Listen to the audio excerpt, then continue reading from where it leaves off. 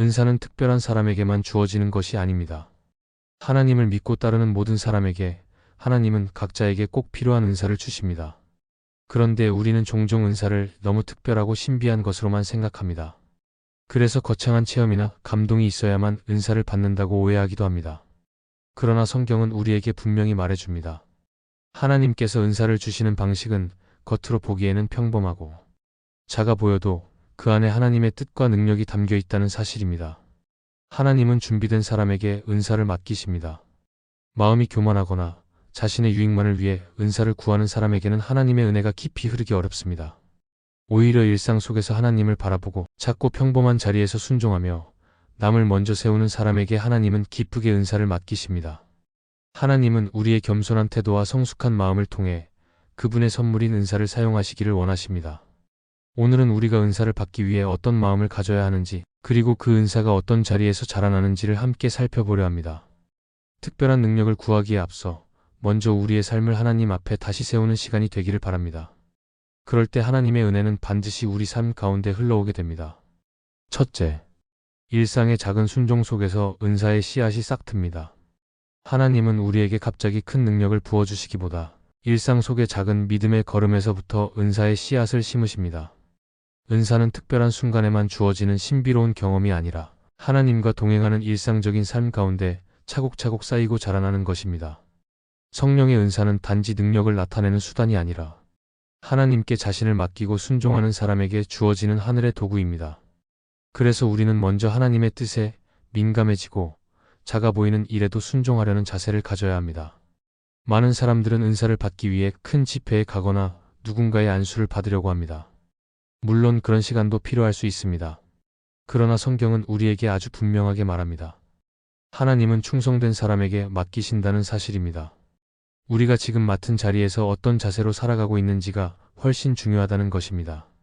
하나님은 나의 직장 생활, 교회 봉사, 가족 안에서의 태도, 나만 알고 있는 죄에 대한 태도까지 모두 보고 계십니다. 그분은 그 작은 부분에서 순종하는 사람에게 성령의 역사와 은사를 부어주십니다. 구약의 요셉은 감옥에 갇힌 채로도 하나님을 원망하지 않고 맡겨진 자리에서 충실했습니다. 그는 감옥에서도 다른 사람의 꿈을 해석해주고 성실하게 일을 감당하며 자신에게 맡겨진 책임에 충실했습니다.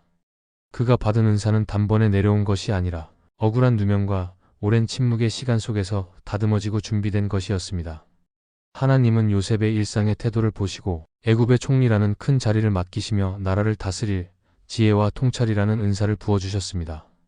우리의 삶도 마찬가지입니다. 누가 보지 않아도 성실하게 맡은 일을 감당할 때 하나님은 그 삶을 기뻐하시고 은사를 허락하십니다. 어떤 이는 가르치는 은사를 받습니다. 그런데 그 은사는 하루아침에 주어지지 않았습니다. 교회에서 아이들을 사랑으로 대하고 작은 성경 공부 모임을 인도하며 누군가의 고민을 듣고 말씀으로 위로하며 자라난 것입니다. 어떤 이는 기도의 은사를 받습니다. 그것은 남들보다 목소리를 크게 내거나 기도의 시간을 길게 갖는 것에서 생기는 것이 아니라 조용한 중보와 눈물의 기도를 하나님이 기억하시며 주시는 은혜입니다. 어떤 이는 섬김의 은사를 받습니다. 그 사람은 늘 뒷자리에 있어 보이진 않지만 필요한 일을 발견하면 누구보다 먼저 손을 내밉니다. 하나님은 그런 사람에게 섬김의 능력과 지혜를 주셔서 공동체를 따뜻하게 하고 하나 되게 하십니다. 그러므로 우리는 작은 일상 속에서 하나님을 향해 민감해져야 합니다. 내가 오늘 무심히 지나쳤던 말 한마디, 피곤해서 생략해버린 기도의 시간, 나만 알고 있는 불순종의 습관이 은사의 통로를 막고 있지는 않은지 돌아봐야 합니다.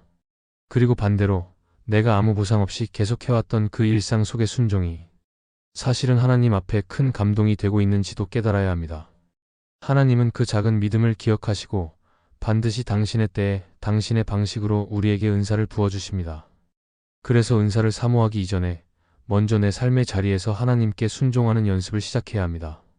거기서부터 진짜 은사가 시작되기 때문입니다. 은사는 삶의 방향을 바꾸기 위한 도구가 아니라 이미 하나님께 순종하는 삶 속에 임하는 하늘의 선물입니다. 둘째, 침묵 속에 하나님의 음성에 귀 기울이는 시간이 필요합니다. 하나님의 은사는 시끄러운 곳에서보다 조용한 침묵 가운데 더 또렷하게 들릴 때가 많습니다. 하나님은 우리가 분주하게 무언가를 해내려 할 때보다 그분 앞에 잠잠히 머물며 마음을 열고 기다릴 때 더 깊은 깨달음을 주십니다. 그래서 은사를 받기 위해서는 반드시 멈춤의 훈련이 필요합니다. 오늘날 우리는 수많은 소리와 정보 속에 살아갑니다. 해야 할 일은 많고 피해야 할 유혹도 많습니다. 사람들의 말과 세상의 기준이 마음을 흔들고 어떤 때는 신앙생활조차 조급하게 만들기도 합니다. 그러나 하나님의 음성은 늘 조용하고 섬세하며 마음이 낮아졌을 때 들리기 시작합니다. 침묵은 단지 말이 없는 시간이 아니라 하나님의 말씀에 귀를 기울이기 위해 내 생각과 감정을 내려놓는 시간입니다.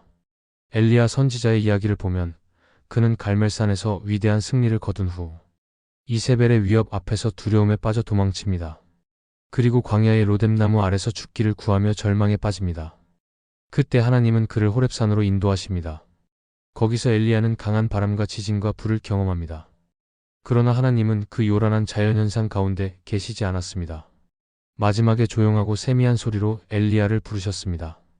그 속삭임 속에서 엘리야는 하나님의 위로와 사명을 다시 받게 됩니다. 이처럼 하나님의 음성은 세상의 소란 속이 아니라 침묵의 자리에서 들립니다. 그리고 그 음성을 들을 때 하나님은 새로운 힘을 주시고 필요한 은사를 부어주십니다. 우리는 자주 조급해합니다. 하나님께 은사를 구하면서도 즉각적인 응답과 빠른 변화만을 기대합니다. 그러나 하나님은 오히려 기다리라고 말씀하십니다. 그것은 은사를 주시지 않겠다는 뜻이 아니라 준비된 사람에게 더 온전한 것으로 주시기 위한 시간이기 때문입니다. 침묵의 시간은 내 욕심이 정리되고 내 방식이 내려지는 시간입니다. 그리고 그 시간이 길어질수록 내 내면은 더 깊이 정결해지고 하나님께로 향하게 됩니다. 은사는 단순한 기술이 아니라 하나님의 마음을 나눌 수 있는 그릇입니다. 그 그릇은 침묵 속에서 만들어집니다. 어떤 이는 자신의 사역에 지치고 방향을 잃은 채 하나님께 외칩니다. 그러나 하나님은 말씀하지 않으십니다. 그럴 때 대부분은 하나님이 침묵하시는 것이 아니라 우리가 너무 바쁘게 말하고 있거나 자신의 기대에만 몰두해 하나님의 음성을 듣지 못하는 경우가 많습니다. 그러므로 은사를 사모하는 사람은 먼저 조용히 하나님의 임재 앞에 머무는 훈련을 해야 합니다. 하루에 단 10분이라도 조용히 말씀을 펴고 내 마음의 소리를 내려놓고 하나님께 집중하는 시간이 있어야 합니다. 그때 하나님은 말씀하시고 인도하시며 우리가 감당할 수 있는 은사를 허락하십니다. 기도가 일방적인 요청이 아니라 하나님과의 대화임을 깨닫는 순간 침묵은 더 이상 두려운 시간이 아닙니다. 오히려 하나님께 집중할 수 있는 귀한 기회의 시간이 됩니다. 하나님의 은사는 침묵 속에 임하고 말씀 위에 세워지고 기다림 속에 자라납니다. 그러므로 침묵은 비움이 아니라 체험입니다. 하나님은 그 시간을 통해 우리를 다듬으시고 그분의 뜻에 맞는 은사로 채워가십니다. 우리가 잠잠히 하나님을 기다릴 때 그분은 반드시 가장 선한 때에 말씀하시고 은사를 부어주십니다. 그리고 그 은사는 결코 내 자랑이 되지 않도록 오직 하나님을 드러내는 도구로 사용되게 하십니다. 셋째, 나보다 남을 높이는 훈련이 은사를 담는 그릇이 됩니다. 하나님은 자기 자신만을 드러내고자 하는 사람에게 은사를 맡기지 않으십니다. 오히려 자신을 낮추고 다른 사람을 높일 줄 아는 사람에게 은사를 맡기십니다. 은사는 나를 위한 것이 아니라 다른 이들을 섬기고 세우기 위한 하나님의 선물이기 때문입니다. 그래서 하나님은 먼저 우리 안에 겸손을 훈련하시고 섬김의 자세를 익히게 하신 후에야 은사를 허락하십니다. 남을 높인다는 것은 단순히 좋은 말을 한다는 뜻이 아닙니다. 그 사람의 장점을 인정하고 나보다 앞서가도 질투하지 않으며 함께 기뻐하고 함께 눈물 흘릴 수 있는 태도를 말합니다. 그리고 그 마음이 자리를 잡을수록 하나님은 그 중심에 은사를 담으십니다. 신약의 바나바는 그 대표적인 인물입니다. 사도행전에서 바울이 회심한 이후 초대교회 사람들은 바울을 두려워하며 쉽게 받아들이지 못했습니다.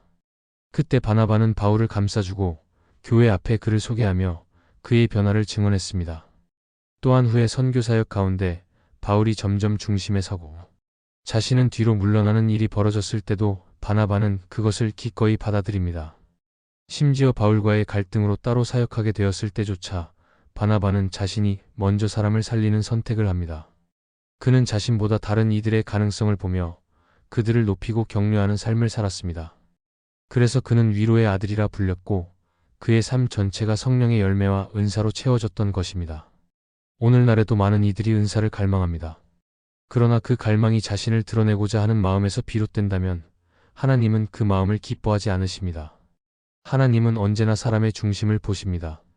만약 어떤 이가 가르치는 은사를 받았다면 그것은 남을 꾸짖기 위함이 아니라 이해시키고 회복시키기 위한 것입니다. 만약 어떤 이가 말씀을 전할 능력을 받았다면 그것은 사람을 감동시키기 위함이 아니라 그들의 영혼을 살리고 겸손하게 주님께 이끌기 위한 것입니다.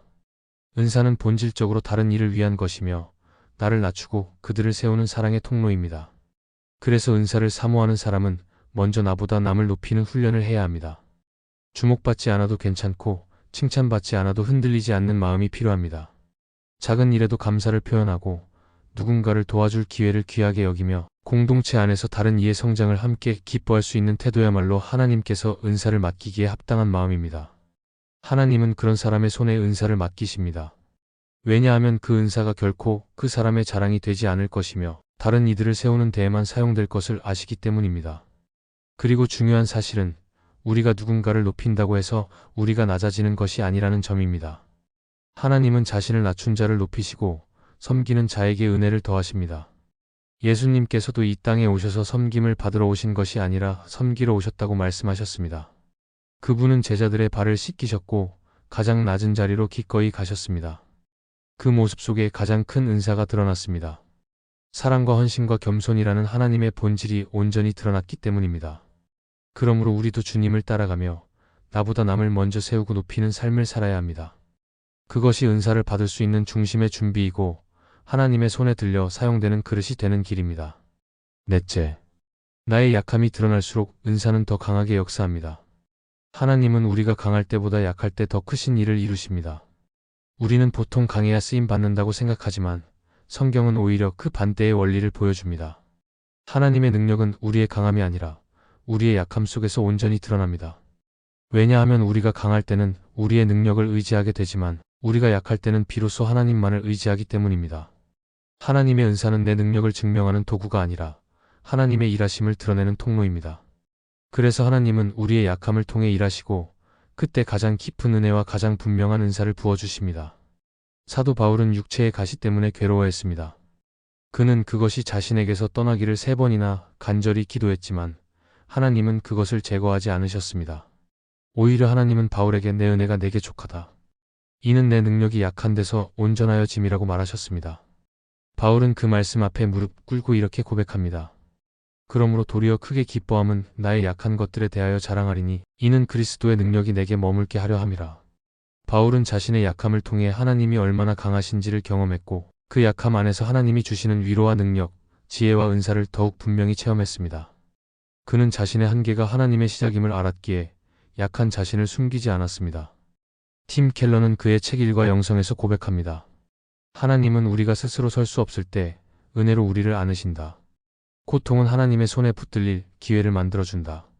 이 말은 단지 위로를 위한 말이 아니라 하나님의 은사를 받는 영적 원리를 담고 있습니다. 우리가 약하다고 느낄 때 그 자리는 바로 하나님의 은혜가 흘러 들어올 수 있는 통로가 됩니다. 약함이 있다는 사실 자체가 문제는 아닙니다. 문제는 그 약함을 감추려 하거나 스스로 해결하려는 태도입니다. 그러나 약함을 하나님 앞에 있는 그대로 내어놓고 도우심을 구할 때 하나님은 그 안에 놀라운 은사를 심으십니다. 은사는 내가 잘나서 주어지는 것이 아닙니다. 하나님이 필요를 따라 그분의 뜻에 맞게 주시는 것입니다. 그러므로 우리는 자신의 약함을 부끄러워하지 말고 그것을 통해 하나님의 강하심이 드러나기를 기대해야 합니다. 약한 말투, 부족한 지식, 자신 없는 마음, 반복되는 실수 가운데서도 하나님은 일하십니다. 오히려 그런 사람을 통해 하나님은 더 큰 영광을 받으십니다. 왜냐하면 누구도 그 일을 사람의 능력 때문이라고 말할 수 없기 때문입니다. 모든 영광이 하나님께 돌아가기 때문입니다.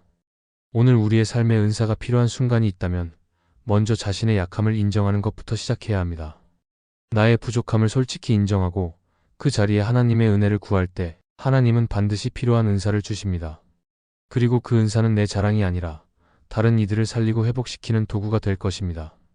약함은 은사의 걸림돌이 아니라 오히려 하나님의 손이 머무는 자리입니다. 그러므로 우리는 약함을 두려워하지 말고 오히려 기도하며 고백해야 합니다. 하나님, 저는 부족합니다. 그러나 주님의 능력은 온전하니 저를 통해 일하여 주옵소서. 그렇게 고백하는 자에게 하나님은 반드시 은사를 허락하시고 그를 통해 하나님의 뜻을 이루어 가십니다. 은사는 특별한 사람만 받는 능력이 아닙니다. 하나님께서 원하시는 사람에게 하나님의 뜻을 위해 주시는 선물입니다.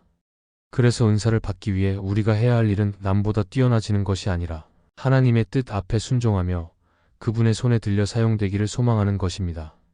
일상의 작은 자리에서도 말씀에 순종하려는 태도, 침묵 가운데 하나님의 음성에 귀 기울이는 마음, 자기 자랑이 아니라 남을 높이는 자세, 그리고 자신의 약함을 숨기지 않고 하나님께 내어놓는 믿음이 은사를 받는 통로가 됩니다. 우리는 완벽하지 않아도 됩니다. 중요한 것은 내 삶의 중심에 하나님이 계시냐는 것입니다. 하나님은 준비된 자보다 맡길 수 있는 자에게 은사를 부어주십니다. 하나님이 하시려는 일을 기꺼이 감당하겠다는 마음, 내게 주시는 은사를 통해 다른 이들을 섬기고 주님의 교회를 세우겠다는 믿음을 가질 때 하나님은 그 사람을 통해 기적과 같은 일을 이루십니다. 오늘 우리 안에 은사를 사모하는 갈망이 있다면 먼저 우리의 마음을 하나님께 정직하게 드리며 순종과 겸손의 삶으로 나아가야 합니다. 그럴 때 하나님은 우리 각 사람에게 꼭 필요한 은사를 허락하실 것이며 그 은사를 통해 하나님 나라를 넓히는 일에 동참하게 하실 것입니다. 그러므로 기도하십시오. 그리고 기다리십시오. 반드시 하나님께서 하나님의 때에 하나님의 방법으로 당신에게 은혜를 부어주실 것입니다. 이 말씀이 마음에 은혜가 되셨다면 좋아요와 구독으로 함께 해주세요. 그리고 댓글에 아멘이라고 남겨주시면 하나님의 은혜가 더 많은 사람들에게 전해질 것입니다. 여러분의 삶 위에 하나님의 은혜가 언제나 함께 하시기를 바랍니다. 감사합니다.